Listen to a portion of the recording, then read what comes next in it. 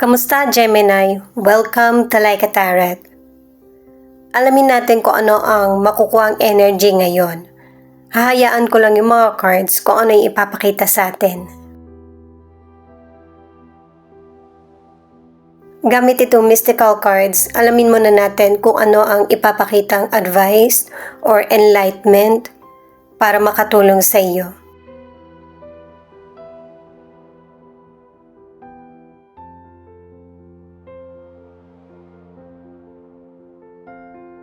May ilang Gemini na kailangan mong mag-slow down.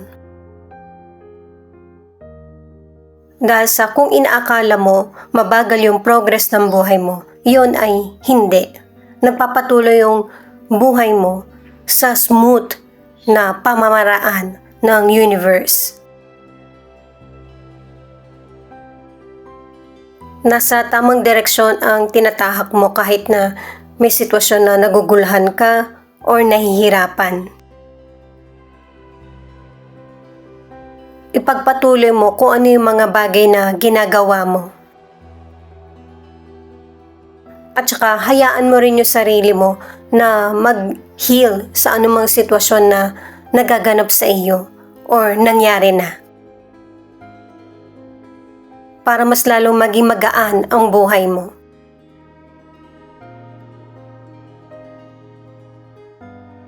Pinapakita nitong nowadays na may ilang Gemini na nababagalan ka sa proseso ng buhay mo kasi may ibang person na minamaliit yung pagkatao mo.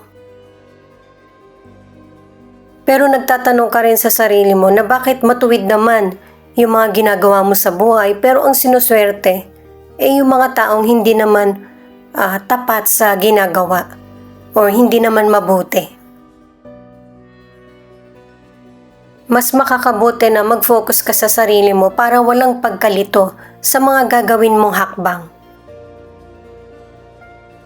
Kapag naapektuhan ng emosyon mo at kaisipan, magiging hindi na-align lahat ng mga minamanifest mo. Yung magandang pagkakataon sa iyo ay darating, kaya magkaroon ng patience. Para sa mga bagong viewers, ang reading na ito ay timeless reading, general reading ano man ang edad mo or gender mo. Kunin mo lang kung ano yung akma sa sitwasyon mo. At saka ikaw na rin magpalit kung si person mo ba ito o ikaw. At ito ang start ng 1 week reading mo. At saka para maging pabor sa iyo ang kapalaran, gumawa ka ng mabuti. Yung may pagkukusa sa kapwa mo. I-preserve mo yung energy mo hanggang sa dumating yung mga magandang pagkakataon. The Wheel of Fortune in reverse, 3 of Pentacles, the Star in reverse.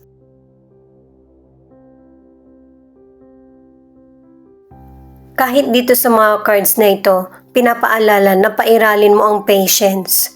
Kasi yung magandang pagkakataon ay medyo matagal ang dating. Makiisa sa mga kasamahan mo sa trabaho o kaya sa kakilala or kaibigan.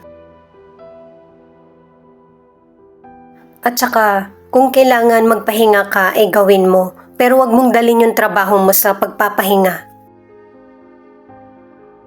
Dahil sa ang ilan sa inyo, ito yung kailangan mo para magkaroon ng clear mind. Sa career, sa negosyo, o kaya sa pag-aaral mo, kailangan mo ng may magtuturo sa iyo or yung susuporta para ganahan ka or ma-challenge. Kasi may ilang Gemini na nawawalan ka ng gana sa career mo or negosyo o kahit sa pag-aaral. Kailangan may pagkukusa ka din at saka hindi mo kakayanin mag-isa. Para sisipagin ka at matuloy yung mga plano mo. Para sa ilang single, gusto ka rin ng person na nagugustuhan mo. Kaya lang, mayroon kang priorities na ito yung dapat mong mas unahin. Darating pa rin naman yung love para sa iyo nang hindi mo inaasahan. Ang ilan sa relationship, meron kayong problema pero yung uma-acting kayo na parang walang nangyayari. Pero nakikita sa kilos nyo dahil sa malayo sa isa't isa, hindi nag-uusap na may problem. Ten of Pentacles, Five of Swords in reverse, the Sun. Sa mga cards naman na ito ipinapakita na may ilang Gemini na ang problema sa family nyo ay yung pamana, bagay, na hindi mo pag-aari pero ibinigay na sa iyo. Pero may ibang person pa na umaangkin nito. Mag-ingat dahil sa yung person hindi talaga maganda yung pag-uugali niya. Pwede siyang manakit.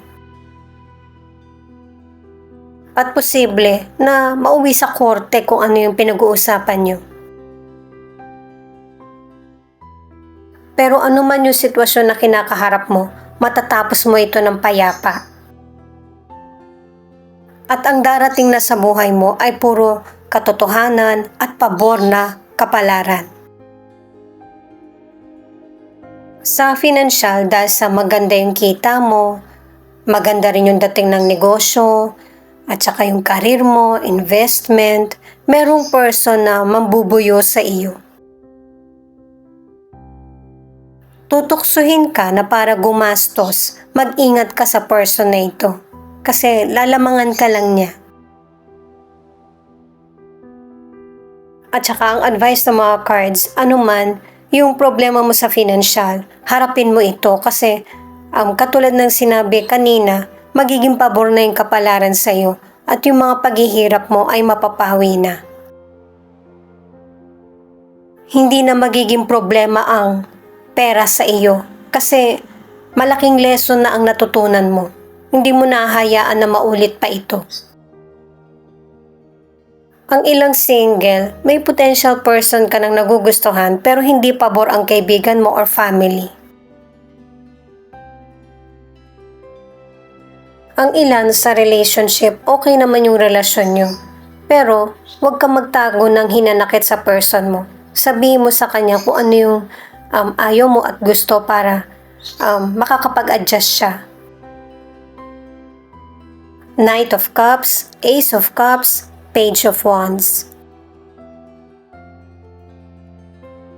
Itong mga cards na ito ang nagsasabi na kung sino man yung person na nakaalitan mo or hindi mo gusto, makikipag-negotiate sa iyo. At magiging totoo na siya sa mga sasabihin niya sa iyo.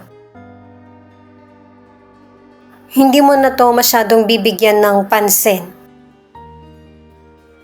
Kasi mas marami pang sitwasyon ang nagpapa-excite sa iyo at nagbibigay inspirasyon sa buhay mo.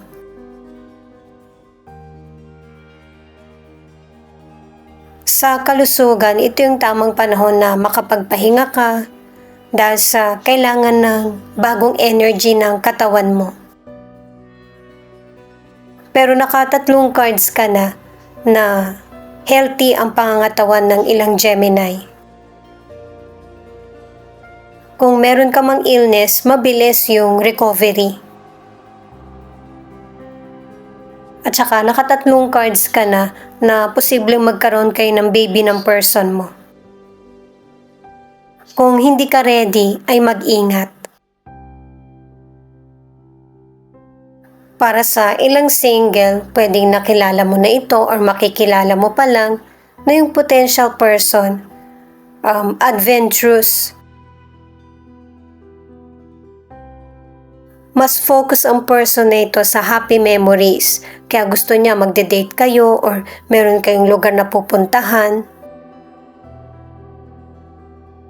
At saka dito na pinakita sa next cards, yung kung bakit hindi boto yung friends mo or family kahit naman may trabaho or may kaya yung potential person. Mabuti rin naman yung pakikisama niya sa iyo. Kaya lang, ang gusto ng family mo or friends na makarelasyon mo ay yung maitsura. Ang ilan naman yung ugali ang hindi nagugustuhan dun sa potential person kaya hindi pabor. Pero syempre, mas piliin mo kung saan ka mas maligaya. Para naman sa ilan na nasa relationship dahil sa mahal nyo yung isa't isa at saka komportable na kayo ng person mo, malaki rin ang tiwala nyo sa isa't isa kaya mas lalong nagiging payapa at saka committed ang relasyon nyo. At kung ano man yung napagtagumpayan, maliit man ito or malaki, ay pinagsasaluhan nyo ito ng person mo or ng family nyo. Ito naman yung mga cards na feelings ng person mo na pwede rin ipakita yung feelings mo. May mga sitwasyon na nagpapastress sa person mo. Pwedeng yung relasyon nyo, yung karir niya or negosyo or ibang tao. O kaya meron siyang maling desisyon na nagawa na pinagsisisihan or nanghihinayang. Pwedeng nagtatampo sa iyo itong person na to or tuluyan na kayo nagkahiwalay. Ang problema lang, hindi kanya kayang palitan sa puso niya. Ano man ang gender ng person mo, kahit na pilitin niya yung sarili niya, hindi niya magawang magmahal ng iba.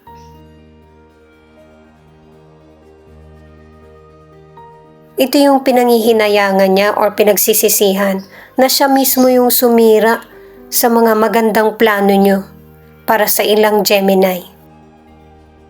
Hindi rin alam ng person mo kung paano kanya kakausapin, kung sino ba yung unang papansin sa inyong dalawa or magme-message or tatawag. Dahil sa kapag ito yung naganap, nag-message ka sa kanya or nagkausap kayo, ibig sabihin ikaw talaga yung nakatadhana para sa kanya. Humihingi siya ng sign sa universe na pagbigyan siya na kahit ito yung ibigay sa kanya, yung taong nakalaan para sa kanya, kung ikaw na ba iyon. Hindi kasi maintindihan ng person na ito yung feelings niya. Ayaw niyang tuluyang magsisi. Pero sinisikap ng person na ito na magkaroon ng bagong buhay, makapagsimula muli na kahit siya lang, or yung makalimutan ka sa isip niya at saka sa puso. Kung nagkatampuhan man kayo or tuluyan nang nagkahiwalay, nagsisisi din yung person mo sa mga nasabi niya or nagawa. Ito kasi yung hindi niya mapigilan sa sarili niya, yung mapangunahan ng emosyon, ano man ang gender ng person mo. Na sana hindi niya na lang sinabi kung ano yung totoong feelings niya, pinakalma muna yung sarili. At ito yung isa sa dahilan na mahihirapan yung person mo na kausapin ka or siya yung mauna na pumansin sa iyo. Kasi sa mga panahon na kailangan mo siya, wala siya. Alam niya na alam mo din na tinatakasan niya yung mga problemang dumarating sa iyo na hinaharap mong mag-isa. At ang pakiramdam ng person na ito ay tuluyang ka nang mawawala sa kanya. Dahil sa mga maling aksyon at maling desisyon na nagawa. At saka pinakita rin sa tarot cards na merong person na makikipag-usap sa iyo or makikipag-negotiate. Pwedeng dati mong nakarelasyon or nakaalitan. Diba sinabi sa mga cards na mabuti yung gawin mo para hindi ito yung mangyayari sa iyo. May pagsisisi at saka panghihinayang.